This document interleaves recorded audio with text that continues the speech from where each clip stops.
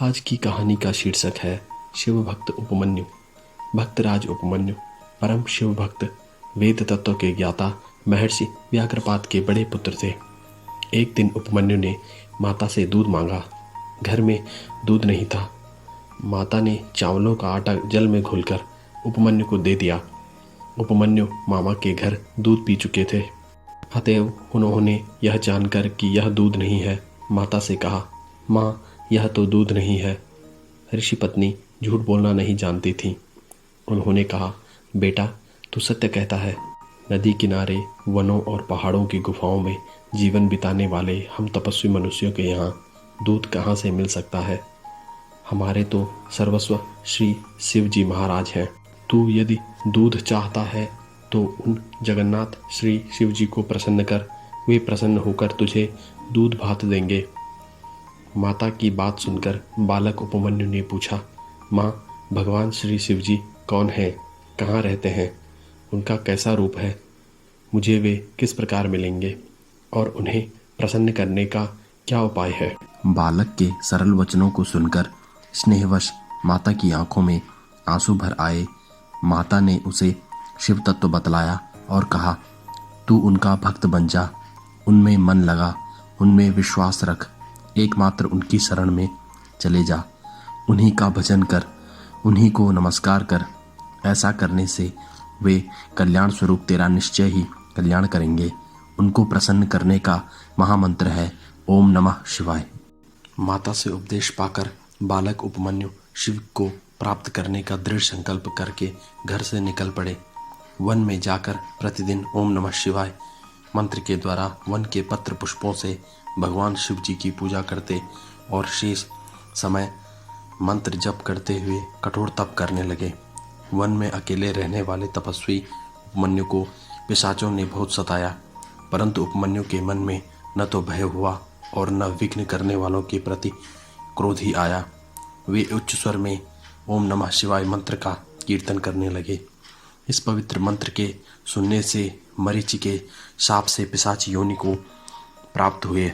उपमन्यु के तप में विघ्न करने वाले वे मुनि पिशाच योनि से छूटकर पुनः मुनि देह को प्राप्त होकर कृतज्ञता के साथ उपमन्यु की सेवा करने लगे। तदनंतर देवताओं के द्वारा उपमन्यु की उग्र तपस्या का हाल सुनकर सर्वांतर्यामी भक्त वत्सल भोलेनाथ श्री शंकर जी भक्त का गौरव बढ़ाने के लिए उनके अनन्य भाव की परीक्षा करने की इच्छा से इंद्र का रूप धारण कर श्वेतवर्ण ऐरावत पर सवार होकर उपमन्यु के समीप जा पहुँचे। मुनि कुमार भक्त श्रेष्ठ उपमन्यु ने इंद्र रूपी भगवान महादेव को देखकर धरती पर सिर टेककर प्रणाम किया और कहा, हे देवराज, आपने स्वयं मेरे समीप पधार कर मुझ पर बड़ी कृपा की है। बताइए, मैं आपकी क्या सेवा करूं। इंद्र रूपी परमात्मा शंकर ने प्रसन्न होकर कहा, हे सुव्रत, तुम्हारी इस तपस्या से मैं बहुत ही प्रसन्न हुआ हूँ। तुम मुझसे मन माना वर मांगो। तुम जो कुछ मांगोगे वह मैं तुम्हें दूंगा।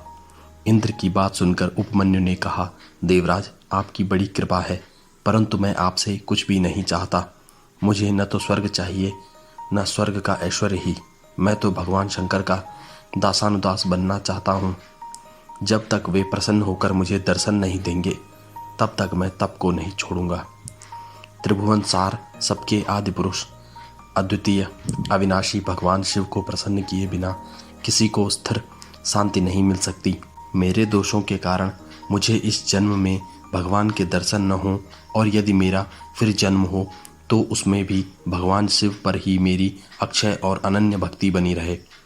इंद्र से इस प्रकार कहकर उपमन्यु फिर अपनी तपस्या में लग गए। तब इंद्र रूपधारी शंकर ने उपमन्यु के सामने अपनी ही निंदा करना आरंभ किया। मुनि को शिव निंदा सुनकर बड़ा ही दुख हुआ। कभी क्रोध न करने वाले मुनि के मन में भी इष्ट की निंदा सुनकर क्रोध का संचार हो आया और उन्होंने इंद्र को वध करने की इच्छा से अघोरास्त्र से अभिमंत्रित भस्म लेकर इंद्र पर फेंकी और शिव निंदा सुनने के लिए प्रायश्चित स्वरूप अपने शरीर को भस्म करने के लिए आग्नेयी धारण करने लगे। उनकी यह स्थिति देखकर भगवान शंकर परम प्रसन्न हो गए। भगवान के आदेश से आग्नेयी धारण का निवारण हो गया और नंदी ने अघोरास्त्र का निवारण कर दिया। इतने ही में उपमन्यु ने चकित होकर देखा कि ऐरावत हाथी ने चंद्रमा के समान सफेद कांति वाले बैल का रूप धारण कर लिया और इंद्र की जगह भगवान शिव अपने दिव्य रूप में जगजननी उमा के साथ उस पर विराजमान हैं। वे करोड़ों सूर्यों के समान तेज से आच्छादित और करोड़ों चंद्रमाओं के समान सुशीतल सुधामयी किरण धाराओं से घिरे हुए हैं। उनके शीतल तेज से सब दिशाएं प्रकाशित और प्रफुल्लित हो गईं। वे अनेक प्रकार के सुंदर आभूषण पहने थे। उनके उज्ज्वल सफ़ेद वस्त्र थे। सफ़ेद फूलों की सुंदर माला उनके गले में थी। श्वेत मस्तक पर चंदन लगा हुआ था। श्वेत ही ध्वजा थी। श्वेत ही यज्ञोपवीत था।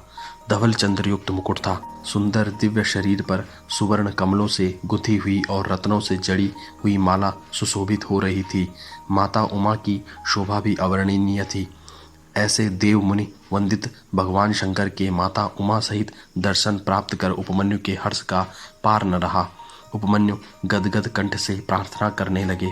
भक्त की निष्कपट और सरल प्रार्थना से प्रसन्न होकर भगवान शंकर ने कहा, बेटा उपमन्यु, मैं तुझ पर परम प्रसन्न हूँ।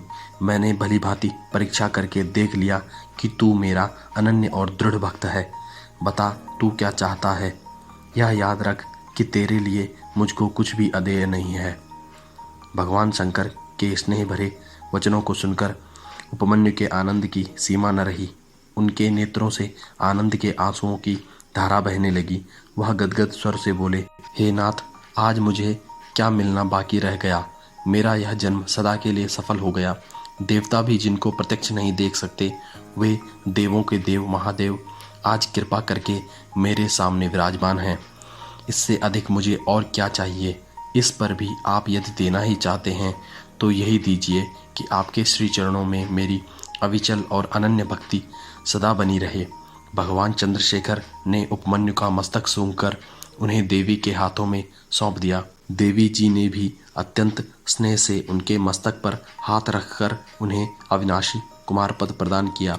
तदनंतर भगवान शिवजी ने कहा कि हे बेटा, तू आज अजर अमर तेजस्वी यशस्वी और दिव्य ज्ञानयुक्त हो गया। तेरे सारे दुखों का सदा के लिए नाश हो गया। तू मेरा अनन्य भक्त है। यह दूध माता की खीर ले। यह कहकर शिवजी अंतर्ध्यान हो गए।